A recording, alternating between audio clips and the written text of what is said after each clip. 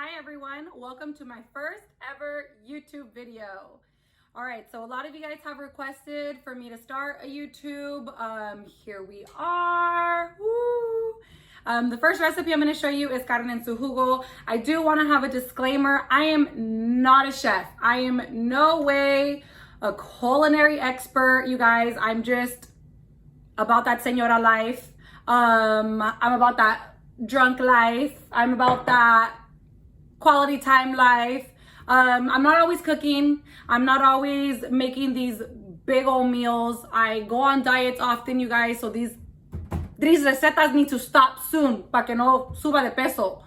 But I wanted to let you guys know that for reals, I will answer your questions as much as I can, but I'm showing you the recipes either the way that I was taught, or I Pinterest, I Google, I ask my friends. If you ask any of my friends, I'm always asking, amiga, where'd you get that receta? How is it? Mándamela.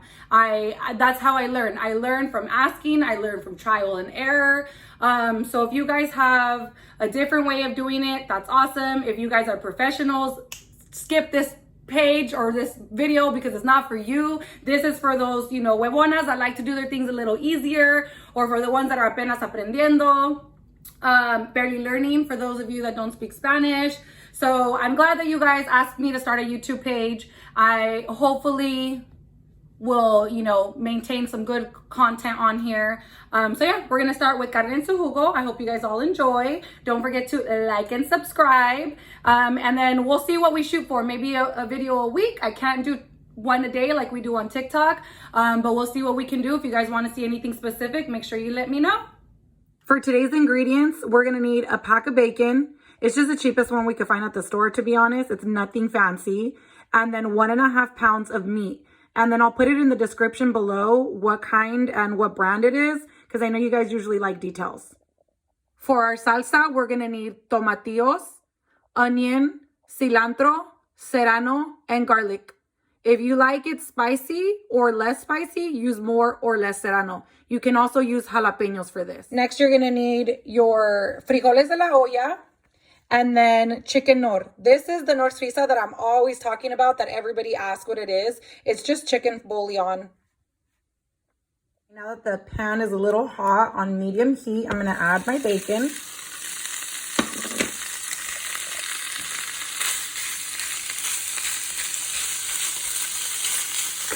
I'm going to separate them so that they cook well.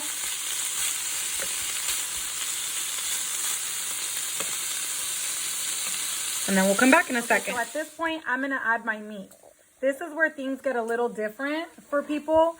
This dish typically comes with onions. I don't add the onion because I make it the same way that I was taught. And I was taught not to take the bacon out, use the bacon fat, and then to mix in the carne. I also buy the carne ya preparada. And typically it comes with no seasoning in an authentic recipe, but like I said, this is the way I cook, you guys. Unfortunately, a lot of these recipes aren't going to be authentic. They're going to be authentic to me. They're going to be the way I like them. You guys can find your way to either change them or keep them the same way. It's up to you. So we're going to cook this with the bacon and with the grease that the fat released. And once the juice is released, then we'll add the next ingredient. So I'll be back in just a second. While the carne is cooking, I'm boiling the tomatillos and the serranos, and then we're going to throw them in the blender with the rest of the ingredients in just a second. Now that that's done boiling, I put it all into the blender, and then I added the chicken bouillon seasoning into that. I don't add any additional water. That's preference. If you guys want to, you can. It doesn't really need it. So then you're just going to blend this all together.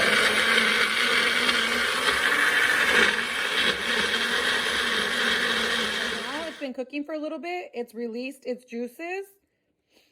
You don't want to let those juices cook off. So at this point, you're going to add your salsa verde that you just made.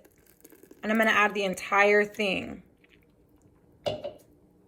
And I did taste it to make sure I put enough chicken Knorr. If you didn't, then you guys can just add some more. Whatever you guys like. Once I have all the salsa in, This is where I'm gonna add my frijoles that I made earlier today. This is also where the recipe differs because a lot of them, they put the frijoles in at the very end and they add a little bit of water to the recipe itself. I add the water from the frijoles instead of adding just plain water for the flavor. And this is the way I was taught the recipe. Add as much or as little as you want. And I'm doing Peruvian beans today. So it's gonna look something like this. Sorry about that, guys. I had a phone call to ruin my life, letting me know that my vacation that I already rescheduled is canceled. So I popped myself open a beer and I'm gonna eat this con my lágrimas, but don't worry. Anyways, back to the recipe. I probably did about a cup of the caldo de los frijoles, and then I added as much beans as I wanted. Typically, you add the beans in at the very end, but with the caldo, the bacon, the carne, everything's going to cook together and it's going to taste even better.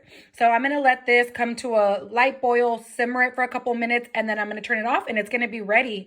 It's a super easy, guys. It's as simple as that. Bacon, your carne, your salsa verde, and your frijoles, and carne en su jugo. Trust me, it impresses. It's delicious and it's extremely easy to make. This is your finished product. You get your tortilla, your quesito fresco, you make your little taquitos, and you enjoy.